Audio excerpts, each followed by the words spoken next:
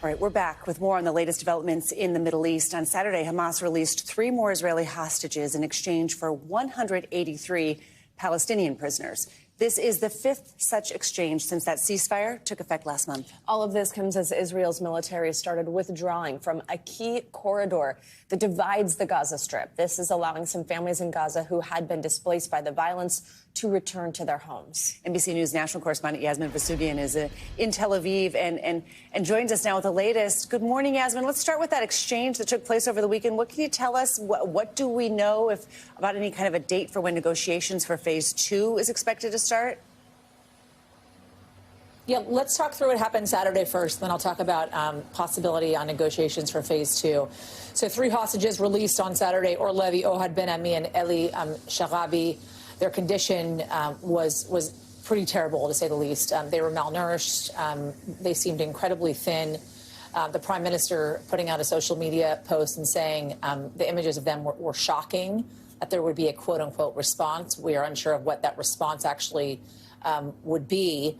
They talked about their captivity. We have learned more about how these hostages are being held, some of them for months upon months inside those caves underneath Gaza, not seeing light.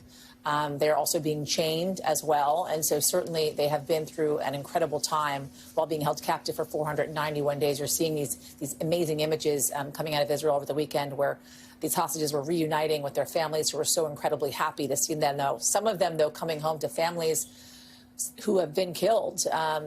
Eli Sharabi, his wife and daughters were killed on October 7th. Or Levi, his wife, was killed on October 7th as well. Talking about negotiations for ceasefire talks. So here's what we know so far. We know the delegation that was in Qatar over the weekend who was discussing just details on phase 1, guys, are returning to Israel today. They've been called back to Israel today by the prime minister. We are also hearing from local media that the prime minister is convening his security cabinet for talks on phase 2 of the ceasefire talks. Overall, amongst the media, amongst Hamas, amongst officials in Qatar as well, there is an overarching concern, considering the prime minister's trip to the United States last week, that there's a possibility the prime minister is delaying these talks on the ceasefire, and that could cause an issue for the ceasefire remaining in place. I just want you to remember, these talks on phase 2 were supposed to have been started early last week. We are 1 week almost delayed now on resuming phase 2 of these ceasefire talks, guys.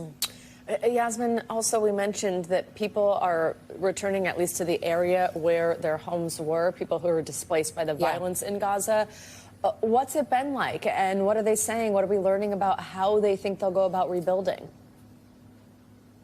So there is this corridor called the Netzarim corridor, which is in Gaza. It separates the south from the north. And as you remember, many North Gazans, they evacuated to the south, hundreds of thousands evacuating to the south for safety. That is where they were told to go.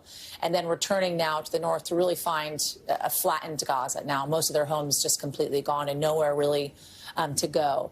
The IDF has now evacuated from that Netzarim corridor. The IDF was controlling that corridor for quite some time, so Palestinians were not easily able to travel north and south. Now they can freely travel from the south back to the north, but they're not finding much once they get back to the north. When we're talking about humanitarian aid, we have about 600 trucks or so coming in through the Rafah border crossing with humanitarian aid. We're talking medical, food, water.